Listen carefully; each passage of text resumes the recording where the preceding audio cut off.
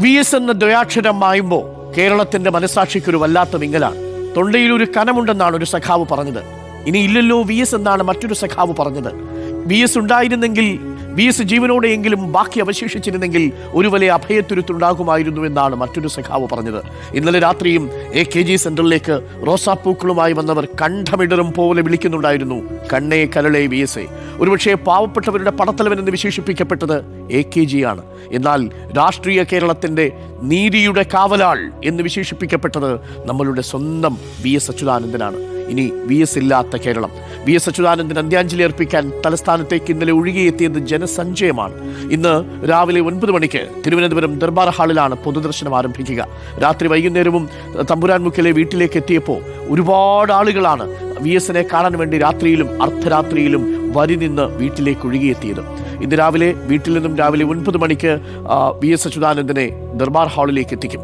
അവിടെ നിന്ന് ഉച്ചയ്ക്ക് 2 മണിവരെ പൊതുജനങ്ങൾക്ക് അന്ത്യാഞ്ജലി അർപ്പിക്കാം. 2:30 ആലപ്പുഴയിലേക്ക് ദേശീയപാത വഴി വിലാപയാത്ര ആരംഭിക്കും. ദേശീയപാത വഴി കടന്നുപോകുന്ന വിലാപയാത്ര രാത്രി 9 മണിയോടെ ആലപ്പുഴയിലെ വീട്ടിലെത്തുമെന്നാണ് ഇപ്പോൾ പ്രതീക്ഷിക്കുന്നത്. പക്ഷേ തിരുവനന്തപുരത്ത് മാത്രം 23 ഇടങ്ങളിൽ പൊതുദർശനമുണ്ട്. ഓരോ സ്ഥലവും കൃത്യമായി പ്രേക്ഷകരിലേക്ക് നമ്മൾ എത്തിക്കാം. വഴി അരികിൽ തടിച്ചുകൂടുന്ന ജനസഞ്ചയത്തിന് VSനെ ഒന്ന് കാണണം. VS അവരുടെയൊക്കെ ജീവിതം തൊട്ട നേതാവായിരുന്നു. നാളെ രാവിലെ 10 മണിക്ക് ആലപ്പുഴ DC ഓഫീസിൽ പൊതുദർശനം ആരംഭിക്കും. 11 മണി മുതൽ 3 മണി വരെ കടലോരത്തുള്ള റിക്രിയേഷൻ ഗ്രൗണ്ടിലും പൊതുദർശനമുണ്ടാകും. വൈകിട്ട് 4 മണിക്കാണ് വലിയ ചുടുകാട്ടിൽ VSനോടൊപ്പം പുന്നപ്ര വയലാറിൽ പൊരുതിയ പോരാളികൾക്കൊപ്പം അന്ത്യവിശ്രമം ഒരുങ്ങുക.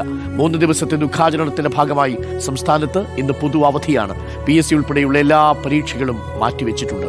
പ്രിയപ്പെട്ട പ്രേക്ഷകരെ, നമുക്ക് തിരുവനന്തപുരത്തെ വീട്ടിലേക്ക് പോകണം. അതിനു മുമ്പ് ഒന്ന് ഓർമ്മിച്ചെടുത്താൽ പോരാളികളുടെ പോരാളി അതായിരുന്നു VS.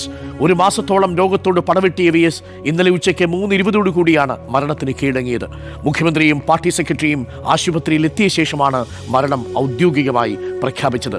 അതിനുശേഷം തലസ്ഥാന നഗരം ഇന്നേ വരെ കണ്ടിട്ടില്ലാത്ത വിധം നഗരത്തിന്റെ കോണുകളിൽ നിന്ന്, മുക്കിലും മൂലയിലും നിന്ന് ജോലി ചെയ്തിരുന്ന മനുഷ്യർ പണി അവസാനിപ്പിച്ച്, കുടുംബങ്ങളിലെ വീട്ടുജോലികൾ അവസാനിപ്പിച്ച് മനുഷ്യരൊന്നായി ഒഴുകി ഒരു ജനസമുദ്രമായി AKG സെന്ററിന് മുന്നിലേക്ക് എത്തി.